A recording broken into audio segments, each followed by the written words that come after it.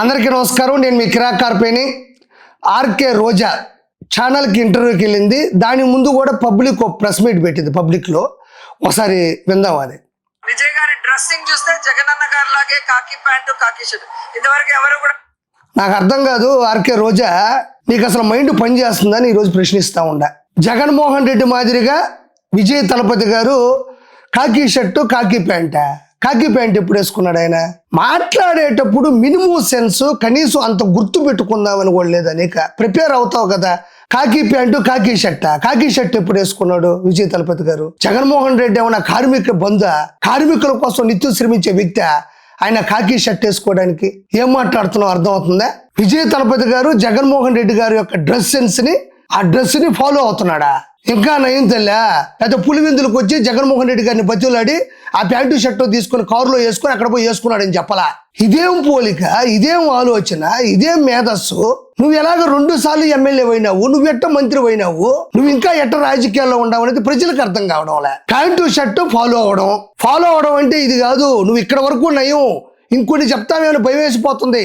ఎవడైనా ఒక ఎండిపోయిన చెట్టును గొడ్డలతో నరికాడు అనుకో, పరిగెత్తుకుంటే అక్కడికి వెళ్ళి ఇది నీ క్రెడిట్ కాదు, ఇది మా జగనన్న క్రెడిట్, నువ్వు మా జగనన్నను ఫాలో అవుతున్నావు, బాబా విషయంలో మా అన్న ఇదే చేశాడని చెప్తాను భయంగా ఉంది. ఎవరైనా కొన్ని లక్షల కోట్లు అప్పు చేసి ఐపీ పెట్టబోతుంటే వాళ్ళ దగ్గరికి వెళ్ళి ఇది నీ క్రెడిట్ కాదు, నువ్వు మా అన్నను ఫాలో అవుతున్నావు, ఎందుకంటే 14 లక్షల కోట్ల రూపాయలు అప్పులు చేశాడు మా అన్న అని చెప్తామని భయం వేస్తుంది. ఎవరైనా ఒక చిన్న పిల్లాడు స్కూలుకు పోకుండా మారం చేస్తుంటే ఇది నీ క్రెడిట్ కాదు, నువ్వు మా అన్నను ఫాలో అవుతున్నావు, ఎందుకంటే మా అన్న అసెంబ్లీకి పోవాలంటే మారం చేస్తాడు, అసలు అసెంబ్లీకే పోడు అని చెప్తావేమో అని భయంగా ఉంది.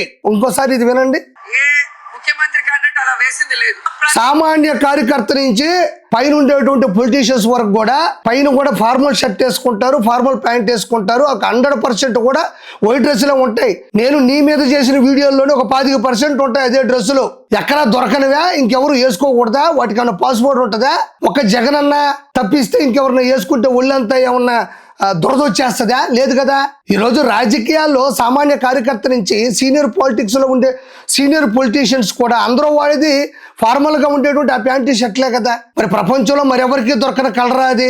అంటే ఇంకెవరన్నా డబ్బులు ఇస్తే వాటిని అమ్మరా? ప్రజలకు ఇచ్చిన వాగ్దానాలు కానీ కూడా విజయ్ జగన్ గారిని ఫాలో అయ్యారనేది స్పష్టంగా తెలుసు. సరే, ఇది ఫాలో అయ్యారు అన్న విషయం పక్కన పెట్టలే గాని, మరి 2024లో కూటమి ప్రభుత్వం 164 సీట్ల మెజారిటీతో గెలిచింది. దాన్ని జీర్ణించుకోలేనటువంటి జగన్మోహన్ రెడ్డిని పక్కన పెట్టు. నువ్వు ఎన్నోసార్లు ఈవీఎం మ్యానిపులేషన్ అన్నావు, ఈవీఎంలో జరిగినటువంటి తప్పిదం అన్నావు. మరి డిఎంకే అన్నా డిఎంకే తమిళనాడులో ఉజ్జయులు దశాబ్దాల కాలం పాటు తమిళ అంటే చెన్నై నగరాన్ని పరిపాలించిన వాళ్ళు ఆ ఏదైతే 2 పార్టీలు ఉన్నాయో అలాంటి సీనియర్ పార్టీల మధ్యలో సడన్ గా వచ్చినటువంటి విజయ్ గారు 108 సీట్లతో గెలిచారు. నేను చెప్తున్నాను, ఆయన నికార్సుగానే గెలిచాడు. అక్కడ కొంచెం వ్యతిరేకత వచ్చి ఉండొచ్చు, కొత్త వాళ్ళు కావాలి, విసిగెత్తిపోయాం, మంచి పరిపాలన రావాలి అనుకున్నారేమో, వాళ్ళు విజయ్ గారిని గెలిపించుకున్నారు. దానికి నేను కాదనడం లేదు. మరి అతిపెద్ద పార్టీల మధ్యలో విజయ్ గారు సడన్ గా వచ్చారు కదా, మరి అక్కడెందుకు నువ్వు అనట్లేదు? ఈవీఎం మిషన్లు పనిచేశాయి, విజయ్ గారు ఈవీఎం మిషన్ల వల్లే గెలిచాడు అని ఎందుకు అనట్లేదు? ఎక్కడ పనిచేసినటువంటి ఈవీఎం మిషన్లు ఆంధ్ర బార్డర్ దాటి తమిళనాడులో అడుగు పెడితే పనిచేయవని నేను అడుగుతుండా. నువ్వు ఓడిపోయింది అనుకో, అన్నం ఓడిపోయింది అనుకో, కారణాలన్నీ దారుణాలుగా ఎత్తుకొని ఈవీఎం మిషన్ల మీద దోస్తావు కదా. మరి విజయ్ గారు సడన్ గా గెలిచారు కదా, అంతకుముందు ఆయనకేమి పార్టీ అనుభవం లేదు కదా, ఆయన అంతకుముందు శాసనసభ్యుడు కూడా కాదు కదా. నేనేమో ఆయన తప్పు అన్నవలా, ఆయన గెలిచాడు, సంతోషమే. మరి తలపతి విజయ్ గారు ఎందుకు ఈవీఎం మిషన్ల మీద గెలిచాడు అని నువ్వు ఎందుకు అనడం లేదు? ఒకసారి అర్థం చేసుకోవాలి రోజా. ఆయనే ఒళ్ళు బాగాలేకుండా ఏదో ఒక మూల కృష్ణారామాన్ని కూర్చున్నాడు, ఆయన ఎందుకు మళ్ళీ లాగుతారు? మొన్న విజయ్ ఎలక్షన్ కౌంటింగ్ రోజే పాపం లేపుదన్నారు పవన్ కళ్యాణ్. చూసి నేర్చుకోరా, హీరో అంటే ఎలా ఉండాలి, సింగిల్. ఇక్కడ ఆర్కే రోజా, నువ్వు మరీ అంత ఎగిసిపడకూడదు, అంత మిడిసిపోటు ఉండకూడదు. ఆయన ఆరోగ్యం బాగోలేక ఆయన సతమతం అవుతూ హాస్పిటల్లో బెడ్ రెస్ట్ తీసుకుంటూ ఉంటే, ట్రీట్మెంట్ చేసుకుంటూ ఉంటే నువ్వు ఇంత కిండలుగా మాట్లాడతావా? ఆయన కృష్ణారామ అంటూ ఆయన ఒళ్ళు బాగోలేకపోతే ఇంత దరిద్రపు ఆలోచనలు వస్తాయా? మన భారతదేశంలో దశాబ్దాల కాలం పాటు రాజకీయం నడుస్తుంటే ఎంత అపోజిషన్ ఉన్నా, ఒకరికొకరికి నచ్చపోయినా వాళ్ళు ఖచ్చితంగా పరామర్శించుకుంటారు, ఫోన్ చేసి తెలుసుకుంటారు ఎలా ఉంది పరిస్థితి అని. రాజకీయాల్లో ఎంత దారుణమైన పరిస్థితులు నెలకొన్నా కూడా ఒకరినొకరు పరామర్శించుకోవాలి. మనసులో ఎలాంటి ఫీలింగ్స్ ఉన్నా కూడా అవతల వాళ్ళు బాగుండాలి అని ఖచ్చితంగా మనం దేవుని కోరుకోవాలా. అలాంటి పరిస్థితుల్లో అలాంటి రాజకీయాల నుంచి వచ్చినటువంటి ఆంధ్ర రాజకీయాల్లో నువ్వు వెనక ముందు చూసుకోకుండా ఆయన ఒళ్ళు బాలేదు, కృష్ణారామ అంటూ కూర్చొని ఉన్నాడు ఒక మూలని మాట్లాడుతూ ఉన్నావంటే నీకేమాత్రం సిగ్గు రాజకీయాల్లో ఉందని నేను అడుగుతున్నా ఈరోజు. మళ్ళీ విజయ్ గారికి సంబంధించినటువంటి తమిళ రాజకీయాల్లో కౌంటింగ్ స్టార్ట్ అయినప్పుడంట ఆయన పట్టుకొని ఏమన్నారు, ఇంకోసారి వినండి ఇవిడేమంటుందో. మొన్న విజయ్ ఎలక్షన్ కౌంటింగ్ రోజే పాపం లేపుదన్నారు పవన్ కళ్యాణ్.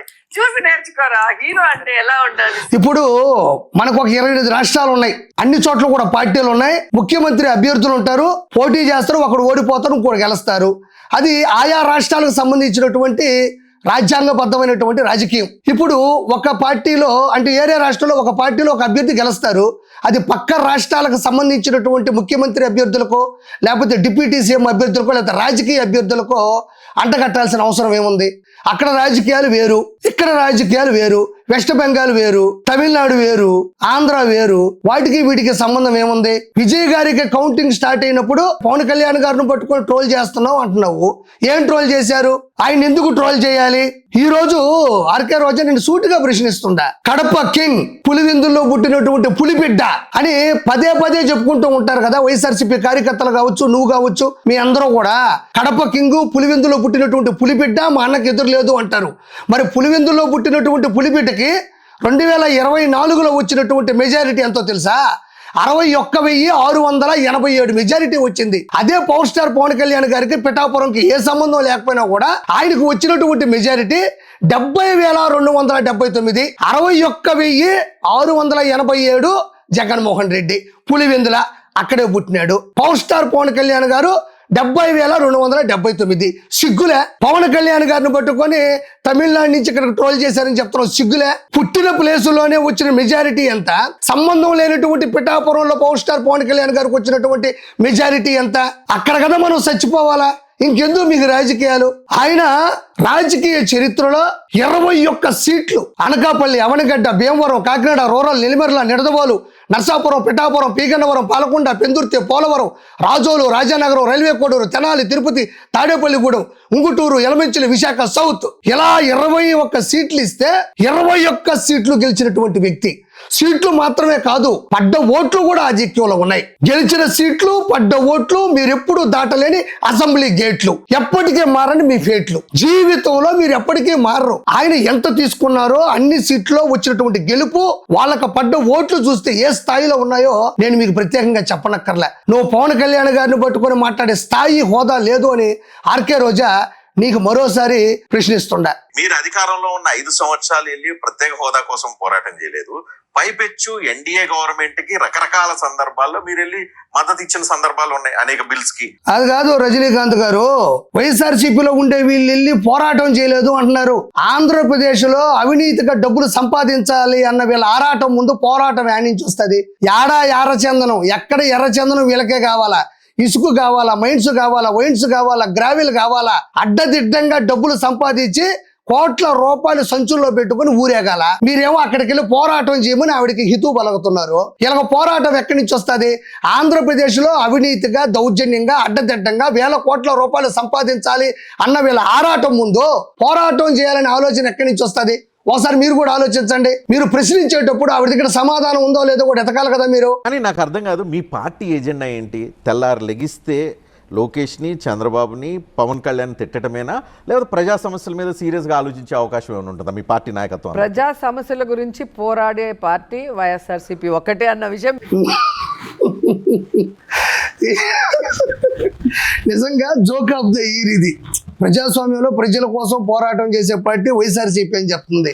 ఆర్కే రోజా నీకు విషయం చెప్పాలా? నువ్వు జడ్జి సీట్లో కూర్చున్నప్పుడు మేము స్టేజ్ మీద నిలబడుకొని జోకులు వేస్తూ కామెడీ చేసేవాళ్ళం, జనాలు నవ్వేవాళ్ళు, నువ్వు కూడా నవ్వేదానివి. ఈ రోజు అదే జడ్జి సీట్లో జనాలు కూర్చొని ఉంటే నువ్వు స్టేజ్ మీద నిలబడుకొని జోకులు వేస్తా, కామెడీ చేస్తా ఉన్నావు, జనాలు నవ్వుతున్నారు. ఇది నీ పరిస్థితి. ఈ రోజు వైఎస్ఆర్సీపీ పార్టీ ప్రజల తరపున ప్రజాస్వామ్యంలో, ప్రజాక్షేత్రంలో ప్రజల కోసం పోరాటం చేస్తుంది అంటే ఈ ఒక్క షాట్తో జనాలు ఒక నెల రోజులు నవ్వుకునే పరిస్థితి వచ్చేసింది. ఈ రోజు ఒకప్పుడు జబర్దస్త్ స్కిట్లు వేసుకునే వాళ్ళు నవ్వుకోవడానికి, మానసిక ఉల్లాసం కోసం. ఈ రోజు నువ్వు మాట్లాడే మాటల షార్ట్స్ వినాల్సిన పరిస్థితి వచ్చిందనమాట. మీకు చాలా ప్లేసుల్లో ఇల్లు ఉన్నాయి. హైదరాబాద్ లో ఇల్లు ఉంది, చెన్నైలో ఉంది, నగరిలో ఇల్లు ఉంది.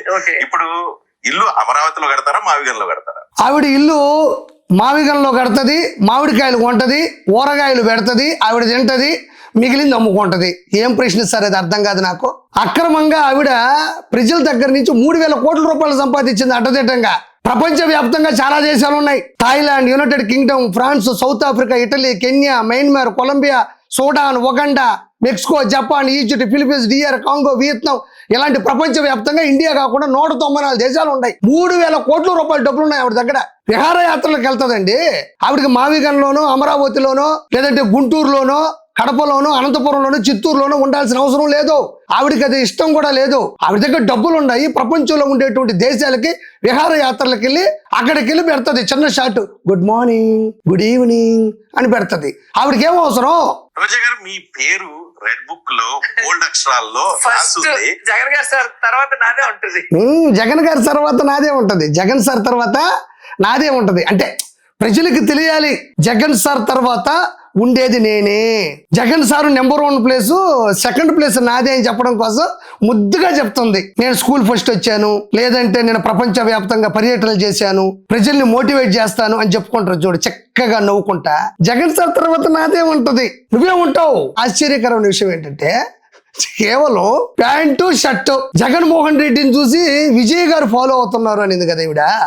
జగన్మోహన్ రెడ్డిని విజయ్ గారు ఫాలో అవుతున్నారు లేదో నాకు తెలియదు కానీ ఆర్కే రోజాను మాత్రం జగన్మోహన్ రెడ్డి ఫాలో అవుతున్నాడు. ఎందుకంటే 2013లో ఆర్కే రోజా సొంత అన్న మీద రాయదుర్గం పోలీస్ స్టేషన్ లో కేసు పెట్టింది. జగన్మోహన్ రెడ్డి ఆస్తుల విషయంలో సొంత తల్లి మీద కేసు పెట్టాడు. ఇది లెక్కంటే, ఇది కర్మంటే. సొంత అన్న మీద ఆర్కే రోజా కేసు పెడితే అన్న ఉన్న తక్కువ తిన్నాడా? చెల్లెలంటే అభిమానం కదా, రాఖీ కట్టించుకున్నాడు కదా, నువ్వు అంతుంటే నేను ఎంత ఉండాలా అని ఈయన ఆస్తుల విషయంలో సొంత తల్లి మీద కేసు పెట్టాడు.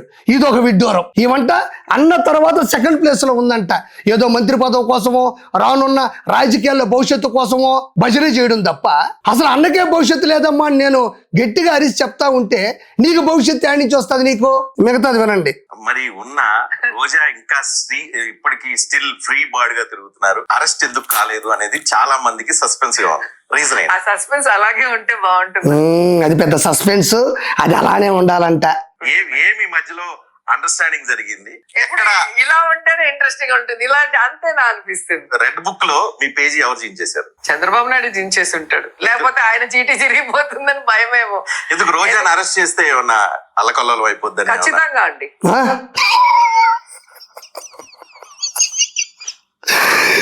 అమ్మాడు జోకులేసి నవ్వించే నాకే ఈవిడ జోక్ ఈ విధంగా నవ్వించింది అంటే చిన్న విషయం కాదు.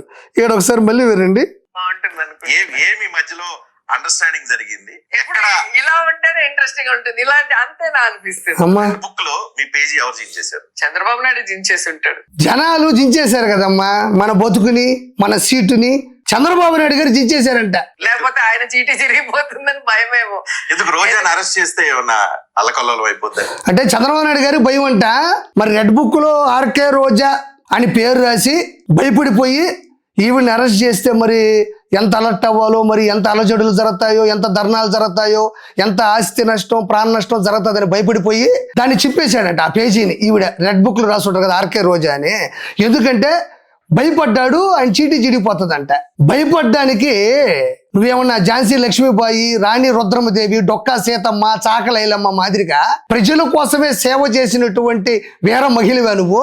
అడ్డదిడ్డంగా 3,000 కోట్ల రూపాయలు సంపాదించినటువంటి రాజకీయ హీనురాలివి నువ్వు. తిరుమల కొండ మీద దేవుని గురించి, దేవుని ప్రసాదం గురించి, దేవుని యొక్క భక్తి గురించి మాట్లాడాల్సినటువంటి సందర్భంలో జగన్మోహన్ రెడ్డి రాజకీయం గురించి ప్రెస్ మీట్లు పెట్టినటువంటి చరిత్ర హీనురాలివి నువ్వు. నువ్వు కూడా ఈ రోజు నారా చంద్రబాబు నాయుడు గారి గురించి మాట్లాడే స్థాయికి వెళ్ళిపోయినావు నువ్వు. నీదొక చీటీ, నీదొక చరిత్ర, దాన్ని చించేసినాడు, దానికి భయపడిపోయినాడు. అసలు నాకు చివరికి ఒక మాట చెప్పాలనిపిస్తుంది ప్రజలారా. ఇంతకుముందు నేను మద్రాసులో ఒక సినిమా చూసా, తమిళ సినిమా 96. అది విజయ్ సేతుపతి గారు, త్రిష గారు కలిసి నటించారు. మంచి లవ్ స్టోరీ, బ్రహ్మాండంగా సంపాదించింది ఆ సినిమా. ఆ సినిమా లైన్ ఏంటంటే 96 అంటే కొన్ని సంవత్సరాల తర్వాత ఆ 96 10th బ్యాచ్ ఎవరైతే ఉంటారో మళ్ళీ వచ్చి కలుస్తారు. అది 96 ఆ సినిమా పేరు. ఈ రోజు 420 అని ఒక సినిమా చేస్తే కొన్ని సంవత్సరాల తర్వాత ఆ 420 వాళ్ళందరూ మళ్ళీ కలవాలి అనుకుంటే వైఎస్ఆర్సీపీలో ఉండే వాళ్ళే కలుస్తారు. ఇంకా ప్రపంచంలో ఇంకెవరు కలవరు. ఎందుకంటే ఆ మాత్రం 420 బ్యాచ్ ఇంకెవరు ఉంటారా? అది క్యూట్ లవ్ స్టోరీ 96, ఇది దారుణమైనటువంటి 420 బ్యాచ్. తిరిగి వాళ్ళే కలుస్తారు. వాళ్ళు సంపాదించినటువంటి అక్రమ డబ్బుల గురించి అక్కడ చర్చించుకుంటారు. 96లోనేమో నువ్వేం చేస్తున్నావు, నీకెంతమంది పిల్లలు అని వాళ్ళు పాత జ్ఞాపకాలు ఎత్తుకుంటారు. వీళ్ళు మాత్రం ఆ 420 బ్యాచ్ అంతా అప్పట్లో సంపాదించిన డబ్బులు మొత్తం ఎక్కడ దాచిపెట్టుకున్నావు, ఎంత సంపాదించి ఇప్పుడు ఏ పొజిషన్లో ఉండని చెప్పుకునేటువంటి పరిస్థితి. ఈరోజు ఆర్కే రోజా ఎందుకు 45,004 ఓట్ల తేడాతో ఓడిపోయింది అంటే ఇందుకో దీనికే ఓడిపోయింది. కాబట్టి దయచేసి ప్రజలు గమనించాలి. పవన్ కళ్యాణ్ గారి ఆరోగ్యం గురించి మాట్లాడడం, నారా చంద్రబాబు నాయుడు గారి రాజకీయం గురించి మాట్లాడే స్థాయి ఆర్కే రోజాకి లేదు అని మరోసారి గుర్తు చేసుకుంటూ, దయచేసి నీకేమన్నా దమ్ము ధైర్యం ఉంటే అన్న తర్వాత నేనేమన్నా అంటున్నావు కదా, దయచేసి అన్నని అసెంబ్లీకి పంపించు అని నీ కాళ్ళు పట్టుకుని బతులాడుతున్నా. అన్నని అసెంబ్లీకి పంపించు, 2వ ప్లేస్లో ఉండవు కదా, అన్నని అసెంబ్లీకి పంపించు అని నిన్ను నేను ప్రార్థిస్తూ, నీ మానసిక పరిస్థితి బాగోలేదు, లండన్ టాబ్లెట్లు ఏమన్నా ఉంటే 2 నోట్లో వేసుకుని అంత నీళ్లు తాగి దుండు దుప్పటేసుకుని పడుకొని నిద్రపోని కోరుకుంటూ నమస్కారం.